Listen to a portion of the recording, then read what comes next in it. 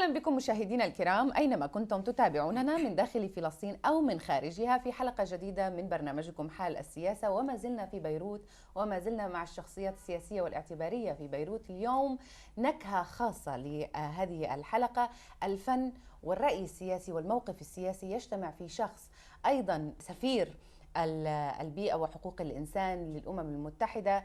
هو لقب يستحقه كما استحق أيضا محبة الشعب الفلسطيني له من بيروت. معي الفنان راغب علامة، وأيضا سفير الفنان وسفير برنامج البيئة وحقوق الإنسان في الأمم المتحدة. شرفتني وأهلا وسهلا فيك. أولا أنا سعيد جدا بوجودك ببيروت لأول مرة. أي والله. هذه بتخلي طاقة القلب تنفتح، إنه نحس إنه شعبنا بفلسطين وست مثل أفضالك نورت بيروت، وهذا التواصل اللي دايما بننادي فيه نحن. فأهلا وسهلا فيك، بحب رحب فيكي ببلدك الثاني. تسلم، الله يخليك، شكرا. وبتمنى تكون إقامتك طيبة وما تكون الزيارة الثانية بعيدة. هذا بقول لك إن شاء الله. شرفتينا، أهلا وسهلا فيكي. أستاذ راغب، خليني أبدأ بأسألك على بما أنه برنامج أرب آيدل خلص من فترة قريبة، استحق اللقب حازم السوري، حازم الشريف، وكلنا فرحنا له. لكن مستقبل هيثم كمان، هيثم خلايلة كفنان، وانت شاركت بالبرنامج، طبعا رأيك الفني خليني أبلش فيه، بهيثم خلايلة ومنال موسى، وما تعرضوا له من طعنات واستغلال السياسة بأدائهم الفني. نعم. كيف بتشوفوا؟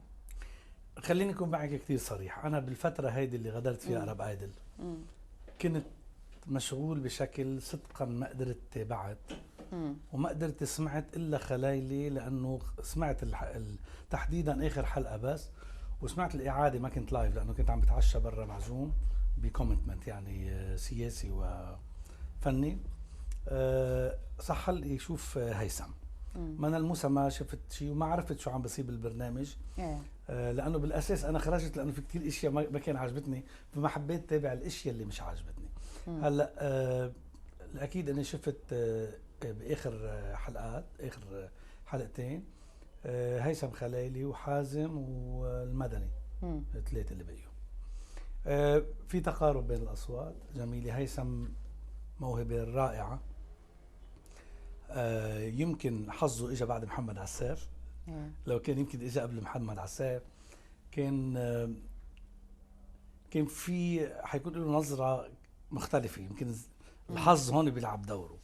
محمد كان رائع وموهبة مميزة، وهيثم الخلايلي موهبة صوته يلبس كل الألوان. يعني أنا شفته بهالأغنية اللي غنيها، مرتاح، عنده قدرة، عنده طاقة، قريب من القلب، واثق من نفسه، ويستحق أنه يمثل شعبنا الفلسطيني ودولة فلسطين بكل أمانة. هلا بأكد لك أنه الام بي سي لا تتلاعب بالنتائج. أنا بأكد لك، أنا كنت بالام بي سي وبعرف أنه ما في تلاعب بالنتائج، وكانوا كتير شفافين بهالموضوع. موضوع التصويت بيجي أقل، بيجي بعد، ما المهم. بس خليني أقول لك النقطة الأساسية، هذا اللي قدامك. أنا خريج برنامج مواهب اسمه استوديو الفن. وهذا البرنامج تعرض لتوقيف بناء على ظروف سياسية وأمنية، ألا وهي أنه صار في تهديد للمخرج، لأن المخرج ينتمي إلى منطقة تختلف بطائفتها وديانتها عن المنطقة اللي عم يتم فيه تسجيل استوديو الفن. نحن كان مقسم 5 محافظات، أنا طلعت الأول عن محافظة جبل لبنان، وبعدين وقف البرنامج. يعني ما أخذنا ولا ميداليات ولا بطولة، ومشينا بالحياة وحققنا النجاح. برجع بقول لك باستوديو الفن 72 اللي طلع الأول ما سمعنا فيه، وليد توفيق أخذ ثالث يمكن، ونجح أكثر من اللي طلع أول. الفكرة كلياتها اللي عمولها أنه بدي أقول لهيثم، قلت أنا رأيي فيها. هلا هيدا الفترة اللي مر فيها والناس شوفوا فيها وحبوا فيها، هي فترة أرضية لنجومية، أرضية بده هو يكملها بجهد خاص، بتعب. أهم شيء إنه ما يطير عن الأرض، لأنه الناس عم تتصور معه. بده يعرف انه اليوم اخذ شهاده جامعه حتى لو ما طلع اول، حتى لو ما اخذ اللقب. اللقب هون بهالموضوع بطل هو المهم. المهم انه الواحد يوصل انا برايي لاخر 10 مش اخر 3 كمان. هو وصل ل3، يعني هو ارب ايدل هن 3 تقسمت. بقي موضوع الاصوات. موضوع الاصوات الاقتصاد بيتدخل فيها، يمكن الناس ما عندها مصاري تصوت. الحظ بيتدخل فيها، التكنولوجيا وقطعة الكهرباء ممكن تتدخل فيها. ما ياخدها انه ما اخذ لقب، هو ارب ايدل مثل ما حازم ارب ايدل، ومثل ما المدني ماجد المدني كمان ارب ايدل. طلعوا 3 ارب ايدل، الله يوفقه بحياته. لازم بالدرجة الأولى نصيحتي له، يشوفني منيح هلا، انه يتميز بلونه، يختار لون. ما يكون عبارة عن موهبة تقلد الآخرين. إذا ما وجد شخصية له بده تكون صعب المستقبل الفني له. وغير هيك عنده كل المقومات انه يكون ناجح ويكون نجم ويكون اهم من ارب ايدل. استاذ راغب، احنا بالنسبه لنا الفن احد وسائل النضال الفلسطيني. صح. يعني وانت فلسطيني الجنسيه اليوم، واتشرف واحنا بنتشرف فيك كمان انك تكون جزء منا. هلا جزء رسمي بالورق، بس انت كمان كنت جزء منا طول عمري. قبل هيك. استاذ راغب، مسألة انا عايش ببرج البراجني. انا بيتي ببرج البراجني، يعني طفولتي كلها حاره تحرير برج البراجني، يعني عايش القضيه من يوم انا هلا رح اسالك بتفاصيل، يعني هلا رح اسالك بتفاصيل كمان ندخل بالسياسه. انا بعرف انه لك اراء سياسيه، لكن قبل ما اغادر هاي النقطه، قد ايه كان الفن ممكن يكون اداه لتوصيل الصوت الفلسطيني؟ يعني حتى على مساله ارب ايدل او البرامج الاخرى يعني اللي بيشارك فيها الفلسطيني، قضية الفلسطينيين الداخل ال 48 برزت كتير بموسم أرب ايدل السنة هاي، قبل غزة ومحمد عساف والطريقة اللي وصل فيها وكيف وصل الصوت الفلسطيني. كيف ممكن تشجع في الفترة القادمة عشان لما أغادرها وأدخل في السياسة كمان ناخد تفاصيل تانية؟ شوفي، بالحياة الإنسان يتعرض لأشياء هو ما عملها، هو مش مسؤول عنها. أنا بتخيل إنه هالشباب اللي أصابهم هالإشاعة أو الخبرية، سواء كانت يعني من قراب أو بعاد، بالنهاية هن فلسطينيي الدم والقضية والقلب والعاطفة. في أشياء قانونية بدنا نعترف فيها ونسلم فيها، يعني ما بحب كتير أدخل بتفاصيلها. يعني منهم أنني أنا مثلا راغب علامي، رغم العناوين أو الألقاب اللي بحملها سواء فنية أو دبلوماسية أو متحدية إذا بدك، عندي حلم إني أزور شعبنا بفلسطين. عندي حلم روح أقعد معهم، روح على رام الله، روح على غزة. عندي حلم، بس القانون يمنعني. وبهيك حال نسهل لك اياها استاذ راغب. احنا عم ندعو الكل، وانت اعلنت في فتره سابقه انك يعني عندك النيه والرغبه. عندي الحلم، مش بس النيه والرغبه، عم بحلم بهالشيء. ان شاء الله تيجي الظروف. طبعا هذه اشياء لها اجراءات، وكنت انا سابقا طلبت من سياده الرئيس محمود عباس، ومن صفته الابويه بحس بدي لك ان لما قعدت انا وياه حسيت قاعد انا وابوي بهالقرب وبهالمحبه وبهالاخلاص وبهالقلب اللي عنده. حسيت قاعد مع ابوي. قلت له بدي انت تساعدني انه يعني نقدر يوم من الايام نطلع، اذا كان باحتفال عيد الميلاد بالقدس او ببيت لحم. ببيت لحم. طبعا هذه لها اجراءات.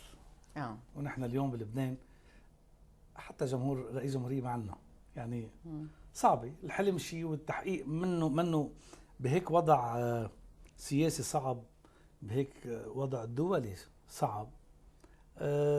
بده الواحد كثير يمشي بالنقط وينتبه على خطواته.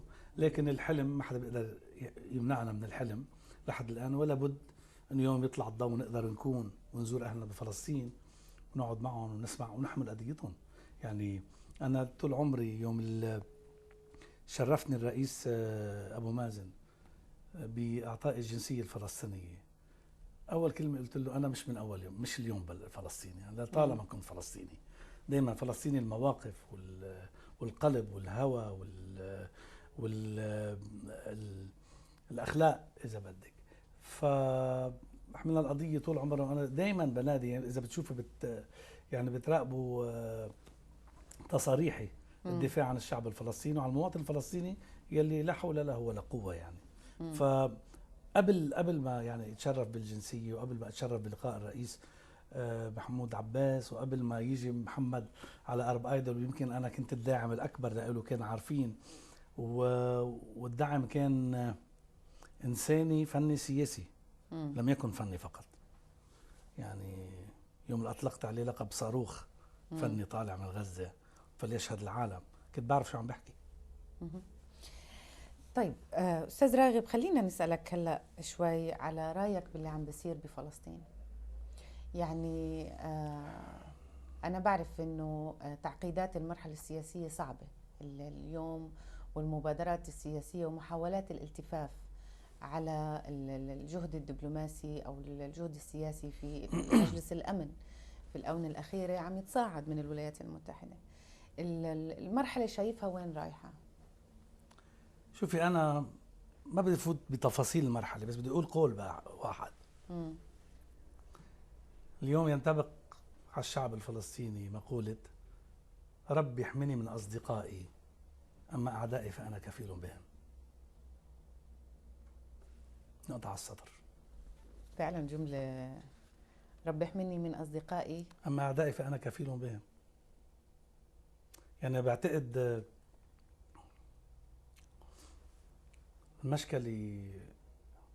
مشكلة تاريخية الفلسطينية لم تكن فقط بين الشعب الفلسطيني وأعدائه، المشكلة الأكبر كانت مع أصدقائه. نفهمها احنا، يعني ما بدك تفسر. ما بدي فوت بتفاصيل. طيب أستاذ راغب، لكن لا زال الشعب الفلسطيني يدفع ثمن، وثمن يعني لا يستطيع أي حدا، يعني ثمن مش عادي، ثمن تاريخي، ثمن الدم والنضال والاقتصاد والتقدم والتطور والانفتاح، ثمن كفيل يعني بأنه حياتك. قبل ما نحكي عن التطور والانفتاح لازم نحكي عن حرية الحركة.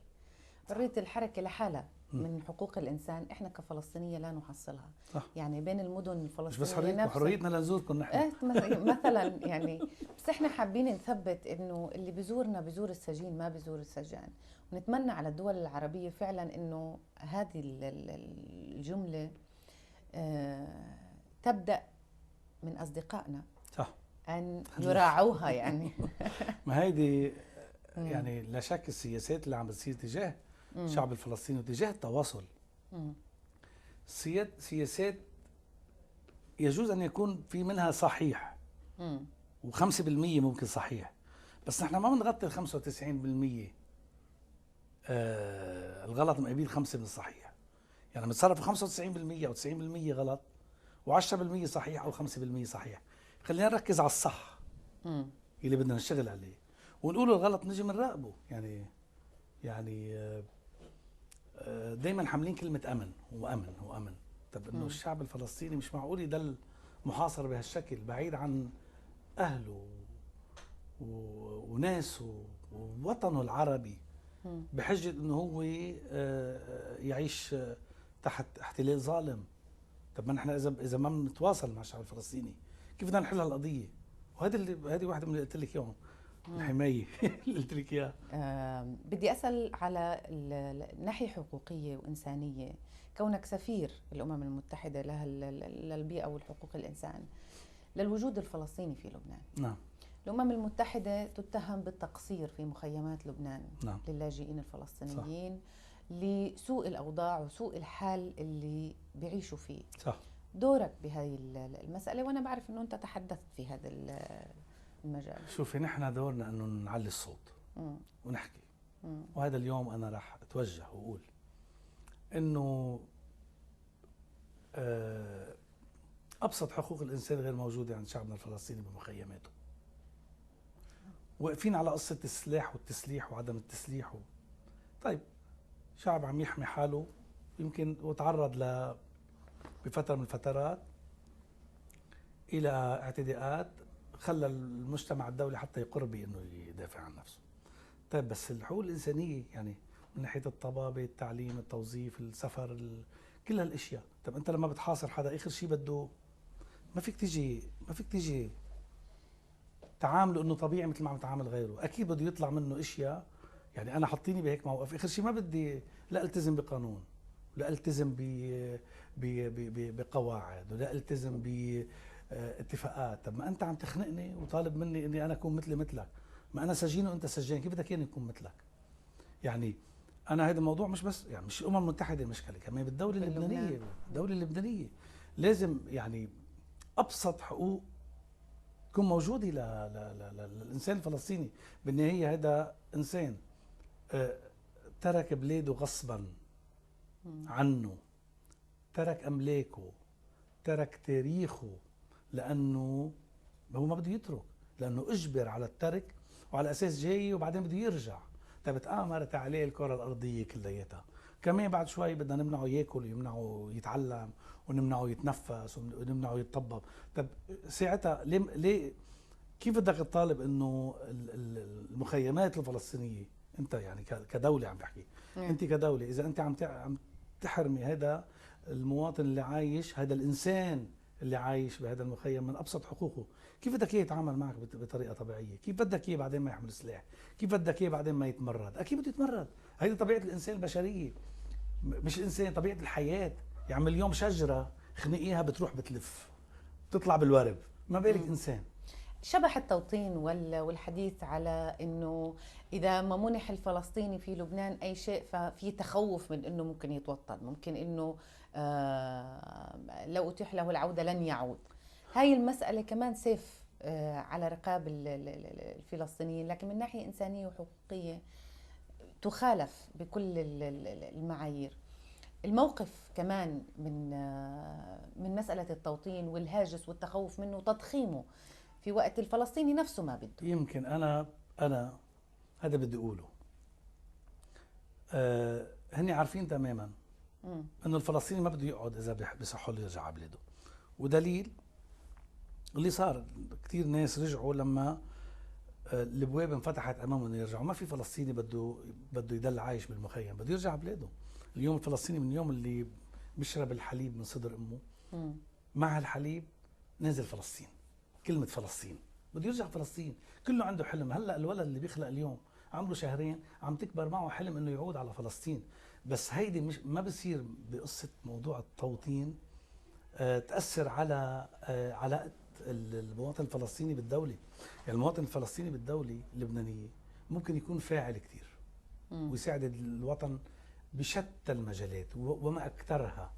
يعني أنت كدولة المفروض تتساعدي مع هذا الشعب، تعطيه حقوقه. عنده بس قصة الجنسية، بكرة إن شاء الله لما تيجي الظروف، وطبعا هيدي بدها ظروف دولية متاحة واتفاقات دولية، وطبعا هذا تاريخ عم يكتب من عم بيجربوا يكتبوه من جديد، ومساقبة انه في شعب فلسطيني بعده رافض هذا التاريخ وسيبقى رافض هذا التاريخ، اللي هو انه يطلعوه من محيطه ويطلعوه من جنسيته. جاي يوم كل فلسطيني يرجع على بلده. انا شايفها مثل ما شايفك، هي مسألة وقت. بس خلال هالوقت خلينا نتعامل بإنسانية، نتعامل بمحبة، نتعامل بأنه مش أنه هذا الفلسطيني لأنه فلسطيني بالمخيم صار قنبلة موقوتة. نعم قنبلة موقوتة إذا أنت بدك تحرمه من الهواء ومن العلم ومن الطبابة، من أنه يعيش ويشتغل ويكون عنده ورقه. طب إذا واحد ما عنده شيء شو بده يعمل؟ ما خلص ما عنده شيء يخسره. هون أنا بقول هون غلط الدولة اللبنانية بالتعاطي بالمقاربتها بالأشياء. وبعتقد ما بعرف إذا أكون غلطان، بكون في ضغط على الدولة اللبنانية من الخارج أن يتعامل بهالطريقة. هل تعتقد يعني أنه في محاولة لتفجير المخيمات من أطراف خارجية باستمرار الوضع القائم وحشره؟ طول عمره أنا برأيي طول عمره يحاولوا استخدام المخيمات لمآرب أخرى طول عمره. واليوم الضماني حقيقة ضماني هو الرئيس محمود عباس، ضماني كبيرة بهالموضوع لسياسته في سياسته طبعا. أستاذ راغب خليني يعني الرئيس عباس أنا مش لأني بحبه يعني صدقا، وفي كتير ناس بحبهم وبنتقدهم، بس عم يعرف كثير يلعبهم. عم يعرف كثير كثير يلعبهم. يلعبهم ايه. يعني من القله، يعني الواحد اليوم بكون وضع ما بايده كثير من الاشياء. يعني هو بدل ما يحاصر ومحاصر بالسياسه، بس سياسته سيذكر التاريخ. قاعد لهم قاعد لهم بضحكته قاعد لهم، بقلبه قاعد لهم، بالمؤامرات اللي عم بيركبوها قاعد لهم، وعارف عم بيتعامل معهم. استاذ راغب، الله يحميه ويديمه. استاذ راغب، خلينا بمساله الدور اللبناني والمحاولات الخارجيه. انت عرض عليك تكون وزير، ليه رفضت؟ كان ممكن يعمل فرق. لاني انا ضد نظام، هلا لم يعرض رسميا انه تعود وزير وقعدت معهم، لا. انطرح اسمي كثير باكثر من وزاره، وانا لا انتمي لطرف سياسي لبناني. انا انتمي الى الشعب اللبناني، وعندي شعبيه على كل بقاع الارض وكل المناطق وكل الطوائف وكل الاديان، لكني لم انتمي ولا الى حزب ولا الى مجموعه. ومسيبي انه بلبنان انه الوزارات عم تركب هي انتماءات سياسيه، ورغم علاقتي الجيده مع كل الاطراف وكل حدا بحب اني انا اكون وزير معه، بس انا يوم اللي بدي اكون وزير يا بدي اجي اشتغل وانجح، يا الافضل ضلني عم غني وضلني متواصل مع الناس بشكل كثير عادي. انا زلمه ضد الفشل، وبعرف انه في حكومات عم تركب لا يكتب إلها الا الفشل، وبعرف حالي اني انا اذا كنت بمكان بجرب دائما لاقي بطاقه اطلع منها مشان ما اعيش جوات الفشل. انما اجت الظروف هيدي بالسنتين ثلاثه اللي وقت اللي طرح اسمي كانت ظروف سياسيه صعبه وكلها مرتبطه دوليا، لمقارب ثانيه، للرئاسه، للعلاقه بين لبنان وسوريا، للعلاقه بين لبنان وفلسطين، قصه المقاومه الموجوده بلبنان، كلياتها عم يحسبوها بالشعيري، يعني عرفتي كيف؟ يستحسن بهيك وضع انا اكون برا، ويوم بقرر يكون في شغل على المستوى الاجتماعي اكيد لاني ساكون الافضل من اللي بيشتغلوا بوزارات اجتماعيه. ما هم كمان مجلس النواب، ولا هي مبدأ الطائفيه بشكل عام هو اللي نعم يصعب عليك الامور؟ مش يصعب علي، يمكن يصعب عليهم، لاني انا بكل امانه وبكل تواضع اذا يوم ركبت وزير انا ادد فاليو لهم مش لإلي. يعني انا عمري ما بحثت ولا عن لقب ولا عن منصب، ومعروف لما بقعد بمطرح بنجح فيه وبفعل، لاني طبعا ولا بمال ولا شو بسموها هيدي صفقات. انا دائما طمعان اني اشوف ناس، تعودت من انا وصغير شوف الناس فرحانه، هيدا هو هاجس الاول. دائما بدي اشوف الناس فرحانه، بدي امشي اليوم اجي عشيه يقول كم شخص قدرت ساعدت، كم مشكله حليت اليوم لكم انسان ولكم عائله. وبالمناسبه انا اليوم بدي اتوجه للوزير وائل ابو فاعور اللي كثير عم يعجبني باللي عم يشتغلوا، كسر طاقه وطلع من الملل من الروتين السياسي والوزاري الى فضح الاشياء ووضع الناس امام مسؤوليات على الهاويه، يا بتزبط يا روح.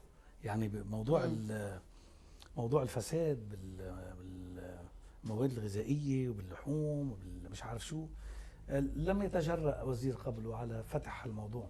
انا بعرف حتى بفلسطين كمان الرئيس محمود عباس عمل حمله على الفساد ونجحت الى حد كبير. ما فينا نقول تنجح الحملات 100%، بس مجرد الانسان بفكر بهالطريقه بيكون عم بفكر بالانسان، بالمجتمع، بتطوير المجتمع وتحسينه. استاذ راغب، خلينا بمساله الطائفيه ونشملها. احنا يعني انا اليوم بهاي الحلقه كثير مرتاحه لان عم بحكي بالعاميه وبحكي بجو لطيف اكثر من كنت سياسه. لكن مسألة الطائفية اللي بتعاني منها لبنان، أو هي عنوان النظام السياسي في لبنان اليوم، عم تتعمم عن دول عربية على يعني داعش، سني، شيعي. طبعا احنا بنقدم التعازي واكيد قلبنا مع الجنود الرهائن، ونتمنى تخلص هاي امين يا رب القصة على خير. احنا بننوجع، بس كمان احنا همنا بنشارككم فيه، ولكن بالداعش اخر، صح، وهو الاحتلال الاسرائيلي. الصورة العامة لما تقرأه في الوطن العربي اليوم شو اللي عم بيصير؟ يعني أنت مراقب وأكيد شايف باللي عم يحاك لكل الدول العربية لتمرير إشي، لتمرير شيء بخصنا إحنا كمان كفلسطينية وبالمسنا. كيف بتشوفوا؟ أنا بشوف سياسة فرق تسد بالأساس. يعني العالم العربي ابتدأ يعاني. سبب أساسي بمعاناة العالم العربي ترجعي آخر شيء فلسطين. كل اللي عم يحصل إذا فرقتوا اللي برا خلقتوا مشاكل، فلسطين ستبقى وحيدة. وما بعتقد يعني انه عندهم هلا اوكي عندهم هم البترول والى اخره، بس بالاساس كل ما يحصل هو بصب بخانة عدم الاستقرار الفلسطيني. ومن هونيك ابتدى المشوار تبعهم. يعني ما كفتهم فلسطين، لانه في كتير ناس عم بيجربوا يدافعوا، في كتير ناس. لبنان من الدول اللي كان في كتير اكثر من نص الشعب يقاتل من اجل فلسطين، وسوريا والاردن ومصر. الشعوب العربيه كتير جربت. لقوا انه لتقدري تضعضعي هالموضوع تخلقي مجموعات طائفيه. ببلش اول شيء دينيه طائفيه مذهبيه، وهيك طالما الناس كلها عم تتقاتل بطل في حدا قادر يدافع ولا يكون باله انه يدافع عن القضيه الفلسطينيه. ما يحصل اليوم صرنا بداعش. طب القضيه نحن قضيتنا الاساسيه فلسطين. وقبل هالقاعده بتشوف انه يعني كله مقدمه، هي متواتر. يعني القاعده كانت مقدمه. كانت مقدمه، بعدين بيتطوروا والآتي اعظم اذا بضلوا هيك. بعد داعش هو اول شيء اجوا غير ناس قبل داعش. القاعده ايه قبلهم كمان في ناس قبلهم، يعني بقصد بعدين طلع لنا داعش من سنتين. قبل بلشت على اساس ثورات. صحيح. اول شيء قاعده، بعدين ثورات، بعد داعش استاذ راغب رح نكمل بهاي التفاصيل، لكن لازم ناخذ بريك سريع، فاصل مشاهدينا الكرام، ونعود مع فنان العرب الاستاذ راغب علامة. سفكوا الدم قالوا من عنا القرد، حرقوا الارض طول وعرض، فرضوا الظلم علينا فرض، وقالوا من عنا الارهاب، قالوا من عنا الارهاب، قالوا من عنا الارهاب.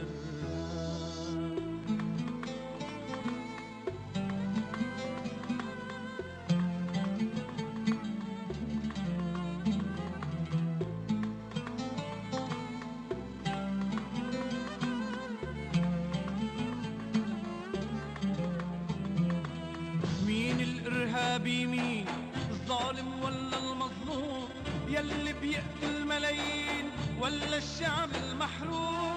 حرقوا أرضي بالنار ورقصوا فوق الدمار، وكله رغم اللي صار قالوا من عنا الإرهاب. من جديد مشاهدينا الكرام مع فنان العرب الفنان راغب علامة وسفير الأمم المتحدة للبيئة وحقوق الإنسان.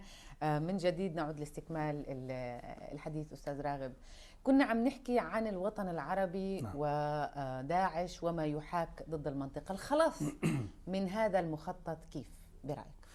شوفي، خليني أقول لك قبل، لو كان في عدل اجتماعي بالعالم العربي ما كان في مجال حدا يقدر يخلق داعش أو غيره. هو الظلم الاجتماعي اللي كان عم يحصل عمل أرضية كبيرة للمجتمع الدولي إنه يخلق ما يسمى بداعش أو جبهة النصرة أو غيرها. يعني الأسامي كثيرة، بس هو بالأساس أنا أحمل مسؤولية إلى الحكومات والدول الموجودة بالأساس يلي يمكن كانت بمطرح كبير أخذتها السلطة، مش عم ينتبهوا للشعوب بهالوقت. كان الأجهزة العالمية، المخابرات العالمية عم تصنع ما يسمى بثورات. وأنا بعتقد أنه كمان برجع بقول لك في ناس كانت مظلومة وفاتوا بهالشيء في بعض الناس لياخذوا حقهم، بقول لك أنا ماني عايش. وتحولت هذه، صارت مثل كرة الثلج، تكبر إلى وصلت إلى أن وصلت إلى هذا المجال. وطبعا اليوم نحن بورطة بهالموضوع، بورطة. بس إذا المجتمع الدولي أراد إنه تخليص العالم العربي من هالشيء رح بيقدر، يعني مش مزبوط إنه ما بيقدروا. اليوم المجتمع الدولي يلعب فينا، بيعمل مثل الميزان. اليوم قوية هالجهة بضعفوها، قوية هيدي الجهة بضعفوها. عم يتطلعوا ويتفرجوا، يستنزفوا العالم العربي بالمال والبترول، ويستنسوا القضية الفلسطينية. بس هي لن تنسى، يعني عم بيحاولوا. بس جاي وقت انه يعني الامور ما بعتقد فيها تضاين اكثر من هيك. يمكن كان المجتمع الدولي حساباته انه تخلص قبل هلا بنتائج ما، باتفاقات ما. لهلا بعده في الامور ما كثير ظابطه. يمكن اعرف ليش، يمكن شك ليش، بس انا ما بحب كثير طبعا نفوت بالتفاصيل. إسرائيل وداعش يعني هي بالنسبة لنا كنا أصحاب، بمعنى أنه إحنا ما بنشوفش داعش تقيم الجهاد ضد إسرائيل وهي دولة احتلال. طيب بهذا المنطق هل يحق للمجتمع يعني حتى الدولي، حتى لو كان عدو واحد في شيء أكبر من هيك يفرقهم؟ بس أنا عم نتابع وبنشوف إنه الظاهر إنه بتساعدوا بكثير اشياء امنيه، هي التطرف يعني وعسكرية. عند التطرف يلتقون، وكمان في المصالح يلتقون. لكن هذا كما يقول البعض عشان ما استاذ راغب، مساله هل يحق للمجتمع الدولي ان يرى وحشيه داعش وما تمارس ويشكل ائتلاف دولي لمكافحتها وحربها وجمع اموال وعسكر لكفاحها، في وقت مش عم بشوف وحشيه التطرف الإسرائيلي بالجيش الاحتلال أو بالمستوطنين وما يمارسوا بحق الشعب الفلسطيني؟ شوفي، هو اليوم إذا نحن كنا بمسرحية مسرحية عادة بنحضر، بتلاقي الضوء يسلط على مكان معين وممكن يكون البطل الأساسي على جنب والضوء إجا تحول على الكومبارس.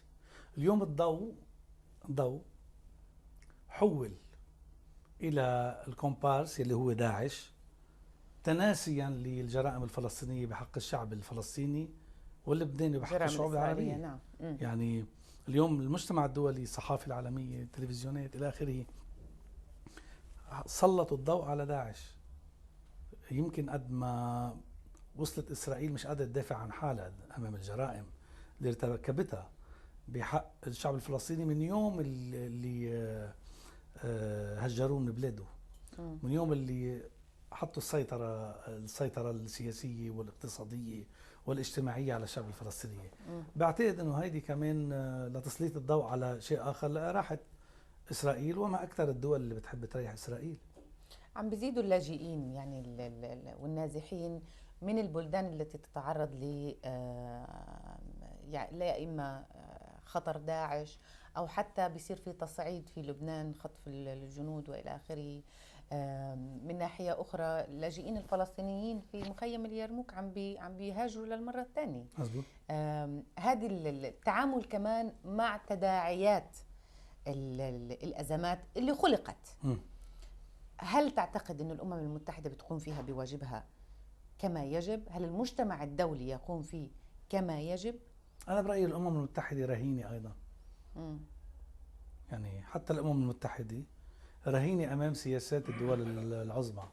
فأنا بعتقد أن الأمم المتحدة بتجرب تعمل أعلى ما فيها، إنما السياسات الكبرى بالعالم تسيطر، يعني تقدر تلجم تصرفات الأمم المتحدة.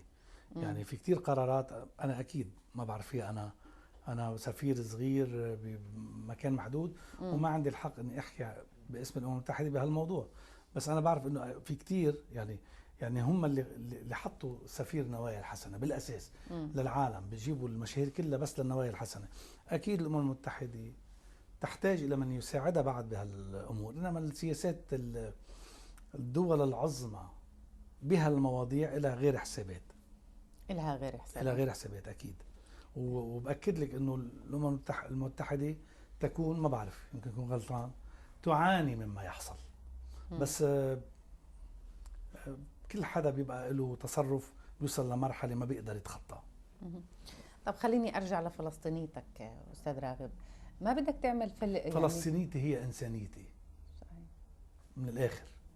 يعني انا فلسطينيتي بانسانيتي، بتطلع بالمواطن الفلسطيني اللي اخرج من بيته واخرج من بلده، حرموا ابسط حقوقه، وانا انسان عم بتطلع، انا قاعد، انا لازم يعني لازم اتعاطف معه، لازم احس فيه، لازم اشعر بهالانسان اللي عم بيعانيه.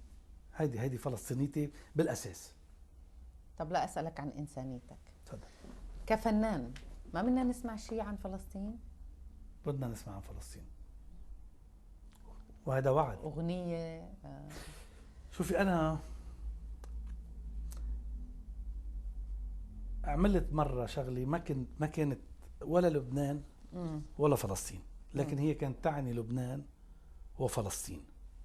عملت اغنيه بتقول قتل الشعب وقالوا من عنا الارهاب. هذه كانت تنطق يعني بجوارح ووجدان كل فلسطيني ولبناني، لانه نحن نتعرض للارهاب ويتهمونا بالارهاب، بيخنقونا بعدين بيقولوا ليش قلتوا اخ. قتلوا الشعب وقالوا من عنا الارهاب، سفكوا الدم وقالوا من عنا الارهاب، حرقوا الارض طول وعرض وفرضوا الظلم علينا فرض وقالوا من عنا الارهاب. انا بنظري الاغاني اللي ما يعني انا ما ذكرت لا لبنان ولا فلسطين، لكنها تعبر عن تعبر. انا بحب الاعمال هيدي اللي بتروح بشكل بتطلع يعني شامله، ما ذكرت فيها ولا لبنان ولا فلسطين، ولكن كان طبعا المقصود فيها لبنان وفلسطين على حد سوا، لانه كان المجازر الاسرائيليه تقوم بفلسطين وبلبنان بنفس الوقت. شو رايك وهيدي لاقول لك ايمتى عملتها؟ امتى؟ وقت قتلوا محمد الدره. طلبت الشاعر طوني ابي كرم، قلت له ما بقى قادر، بدي غني شيء، بس ما بدي روح لصغير لا لبنان ولا جنوب ولا فلسطين، ولا بدي شيء كبير، بدي عن الارهاب. هيدا منظر شو؟ طفل متخبى ورا بيه بيقتلوه، بيقولوا هذا ارهابي. يعني شوف العالم واللي بوجهك انه بعض وسائل الاعلام بالعالم تتبنى هذه المواقف وماشي فيها. على سيرة العالم وتحديدا الدول الأوروبية، الكتلة الأوروبية اليوم عم تتغير. نعم. مزاجها العام تجاه القضية الفلسطينية صح. من الناحية الشعبية عم يتغير، البرلمانات عم بتصوت لصالح الاعتراف بدولة صحيح. فلسطين. هذا التحول أستاذ راغب هذا تحول تراكمي، يعني مش وليد اليوم، لكنه مؤشر صح. مؤشر لمستقبل كيف بتشوفه أمام محاولات أمريكية. وإحنا بنحكي بالسياسة بنحكي بالصراحة، في مبادرة أمريكية اليوم لتشجير أو طرح مشروع قرار مقابل مشروع القرار العربي الفلسطيني نعم. في مجلس الأمن أن يكون أكثر صداقة لإسرائيل، بيحكوا في عن يهودية الدولة، الدواعي الأمنية، يخففوا وطأة الغضب الأوروبي. لكن المنطقة والدول الأوروبية تحديدا ككتلة كبيرة لما بنشوف بتروح بهذا الاتجاه، شو بنستقرئ منها للمستقبل برايك؟ أنا بشوف أول شيء جهود فلسطينية من وراء الموضوع نجحت لإيصال الصوت إلى مكان أقل أساوي مع الشعب الفلسطيني من مواقف دول أخرى. يعني هون بدي أعطي الكريدت لدولة فلسطين وللرئيس محمود عباس وجهوده اللي عم يعملها لإقناع المجتمع الأوروبي بالاعتراف بدولة فلسطين، وبلشت تثمر هذه الجهود. يمكن تكون مقدمة لاعتراف أكثر من هيك، يمكن توصل أمريكا آخر شيء مضطرة ترجع تلحق الأوروبية، بس هيدي أكيد خطوة يعني ضوء حلو بوسط الظلمة الموجودة تجاه شعبنا الفلسطيني. بيقولوا إنه نقطة الانطلاق الأولى لأي نجاح فلسطيني يجب أن تبدأ من الداخل، والداخل الفلسطيني ممزق أستاذ راغب، هل تعتقد أنه هدف التمزيق بالأساس هو يخدم إسرائيل؟ هل تفرقة، فرق تسد. شو بتقول للي بيساعد على إبقاء هذا التمزق في داخل فلسطين؟ لن أكون فلسطيني أكثر منهم، بس إن لازم يحطوا بالدرجة الأولى مصلحة الشعب الفلسطيني. يعني بدي أقول حرام بل جريمة تاريخية بحق الشعب الفلسطيني إنه تدل في فريقين بهالطريقة وتركين مجال لعدم اتحاد الشعب الفلسطيني، لأنه في الاتحاد قوة. يعني اليوم بدنا نعترف في دولة فلسطين، في دولة معروف وين مركزها. لازم كل الشعوب، كل الشعب الفلسطيني يعني يمد ايده لهذه الدولة، لأنه إذا صار في اتحاد، الاتحاد قوة، والقوة بتجيب كثير من الخير للشعب الفلسطيني بكل المناطق. لكن هل ترى أكثر يعني أيضا من باب أنه أصدقاء الجانب الفلسطيني أو القيادة الفلسطينية وأعداء وخصوم، من يشترك مع من أو من يمرر لمن، هل بتعتقد بنفس الآلية وبنفس عمومية السؤال، ولا لا هي بس فرق تسد؟ هي فرق تسد، ودايما في آلية لها، ودايما في ناس وراها. دايما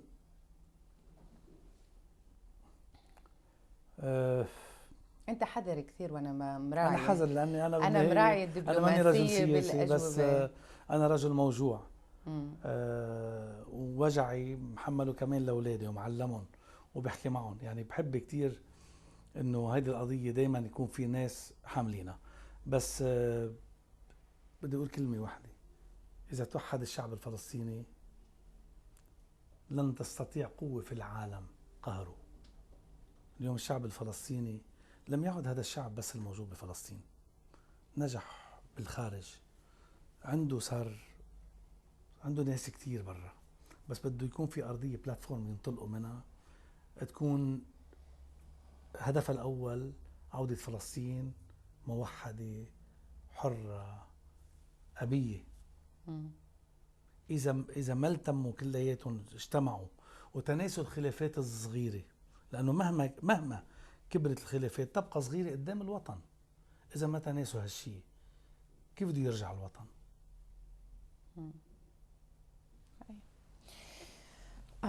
أنا بدي أرجع أكد وأطلب منك إنه فعلا رح يكون في أغنية من راغب علامة لفلسطين في الفترة القادمة. أنا بدي أقول لك قبل الأغنية فلسطين، قلت لك بحب كتير تعرضوا، رح أعطيكم أغنية قتلوا الشعب وقالوا من عنا الإرهاب. هذه بهدية لكل إنسان مظلوم ومقاوم أمام الاحتلال وأمام الظلم. وإن شاء الله تطلع بأفكار بعد أكبر من هذه، لأنه أنا بشوفها الأغنية هذه فكرة كتير كبيرة، أغنية ستبقى للتاريخ. قتلوا الشعب وقالوا من عنا الإرهاب، سفكوا الدم وقالوا من عنا الإرهاب. يعني بتعرفي هذا ضربني وشه على إيدي، هيك بيعملوا. قتل القتيل ومشى في جنازته. لا، قتل القتيل وبعدين سجنوا القتيل وتركوا القاتل. في سؤال أنا ما بقدرش، يعني بعرف إنه هالفترة هو مثار حديث في لبنان، واجبي كصحفية كمان أسأل عنه، مسألة اعتذارك عن تواجد في حفل لقناة MTV. نعم. أثير كثير من الكلام حوله، إنه راغب عم بيقول عشان جنود، لا هو كمان الموضوع مختلف، الرهائن. وضح الصورة لو سمحت. رح وضح الصورة. أنا أول شيء قناة MTV بحترمها كتير وبحترم أصحابها، وأنا بعرف إنه الاعتذار قبل ب 24 ساعة صعب أمام حلقات تلفزيونية. أنا كنت في الكويت قبل بيوم، وجاي تاني يوم لمشاركة بحفل الختامية لهذا البرنامج، وهو برنامج طبيعته راقصة وغنائية وفرحة. تلقينا خبر استشهاد أحد الجنود الذين كانوا يقاتلون على الحدود ويحمون من الإرهاب. يعني بدي أقول تحديدا قاعدين على الحدود لحتى يوقفوا بوجه الإرهاب القادم إلينا إلى لبنان. استشهد هيدا، وكنا دائما كشعب لبناني نهدد بقتل أحد الجنود، ونفذوا هذه الجريمة عشية الحلقة. أنا وجدت نفسي أني أمام هيدا الواقع، يعني حلقة على الهواء مباشرة، رقص وغنى وفرح وضحك، والجندي علي البزال، وكان قبله استشهد غيره، بس ما كان عندنا طلات على الهواء، ما كان عندي حفلات على الهواء. هم اللي صار اعتبروا انه هذا الموضوع اذا انت حديت عليه ليش ما حديت قبل. انا قلت وكنت واضح جدا بكلامي انه احتراما لمشاعر الشعب اللبناني واهالي الجنود وجنودنا اللي عم بيقاتلوا على الحدود، لا يليق بنا ان يعني نطلع على الهواء ونغني بحفله راقصه عشيه مقتل، بعد لسه ما برد دمه زلمه. لو برجع بدي اقول لك شغله، انا مع ايوه بس لبنان معروفه بثقافه انه الحياه انا منهم. انا دائما اطالب الفنانين عدم الغاء حفلاتهم، ولو كان عندي حفله ليلتها كنت غنيت. انما تبقى الحفله حفله مغلقه، في حفله مغلقه او فرح او حفله خاصه او حفله شركه او حفله سفاره، شو ما هي، تبقى بقاعه مقفله لا تستفز مشاعر الشعب بالملايين، مش بس بلبنان وبخارج لبنان اللي عم بشوف على الفضائيات. دائما الحفله لازم نكمل شغلنا، الفنان لازم يروح على حفلته، الطبيب لازم يروح على المستشفى وعيادته، الصحافي لازم يروح على مكتبه، كلنا لازم نكمل. انما مع قتل هذا الجندي والتهديد بنفس اليوم بقتل جنديين اخرين اذا بتتذكري، وطلي تلفزيونيه راقصه غنائيه على الهواء كانت مش بمطرحها. كان المفروض انه يعني يصير في توافق تأجيلها اسبوع او تصويرها وبثها مصورة، ما عندي مشكل، ساعتها هني مسؤولين عن البث. انما انا لا استطيع كفنان، كإنسان، كمواطن، كأب، اني اطلع بحفلة هالقد فرحة وهالقد طابعة غنائي راقص وأتناسى الجنود اللي قتلوا على الحدود لحمايتي. وسأبقى مع ثقافة الحياة، وسأبقى أغني، وسأغني رأس السنة، وسأغني بعيد الميلاد، سأغني. ويعني مش المفروض على أي فنان أنه يوقف شغله. إنما الطلات التلفزيونية مختلفة كليا إذا كانت مباشرة وفرحة. يعني هذه قد يختلف فيها معك كمان أصحاب وجهة نظر أخرى، تقول إنه هذه مسابقة ومجدولة، وتأجيل الحلقة بيخرب على المتسابقين، وفي ناس لهم طموح وبضمن ثقافة الحياة احنا ماشيين، ولكن ممكن أن يشار في الحلقة إلى استشهاد الجنود وإضفاء نوع من الرمزية على الحدث. يجوز يكون كلامك صحيح، إنما صار استفتاءات على الهواء. إحدى الإذاعات اللبنانية اجروا معي لقاء ثاني يوم، هي إذاعة دلتا، المذيعة ميراي عيد. طلبت منها بليز إذا أنا غلطان، هي قالت لي أنت معك حق، قلت لها أنا شكرا على رأيك، بس بتمنى منك هلا بالساعة اللي جاية تعملي استفتاء.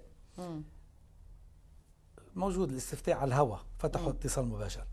طب هل يعقل بأنه يكون 498 اتصال، 496 يؤيدوني، واثنين من الأصوات قالوا يا ريتك جيت من غير ما تغني؟ هل أنا على حق ولا على خطأ؟ 498 اتصال، اثنين بس قالوا كان ممكن يجي بس ما يغني. شو الفرق؟ أنا أكيد ما كنت قادر أغني، وأكيد قلبي ما رح يقدر يغني، وأكيد وشي ما رح يقدر يضحك على الهواء. كان في يستحسن إنه يعني نلاقي طريقة للتأجيل. أنا بتفهم إنه القناة يمكن ما تقدر تأجل، إنما أنا ضيف، يعني الحلقة لن تتأخر. الأغنيتين اللي كان ممكن أنا أغنيهم، يعني طلبت منهم أنا يحترموا إنسانيتي بس اللي مجعتني بهذا الموضوع، ونعوضها بحلقات أخرى. نحن شعب، يعني نحن جيل خلقنا بالحرب. أنا في إحدى الليالي ب 82 أيام الاحتلال الإسرائيلي للبنان، إحدى الليالي إجا صاروخ ببيتي بحارة حريك على أطراف مخيم برج البراجني. خبرنا انه بيتي عم يحترق وكان عندي حفله وقمت غنيت، وبيتي عم يحترق، اوضه نومي عم تحترق، بيتي انا اللي ربيت فيه طفولتي عم يحترق، ومش عارف وين بدنا نروح، معنا بيت تاني. وغنيت ليلتها.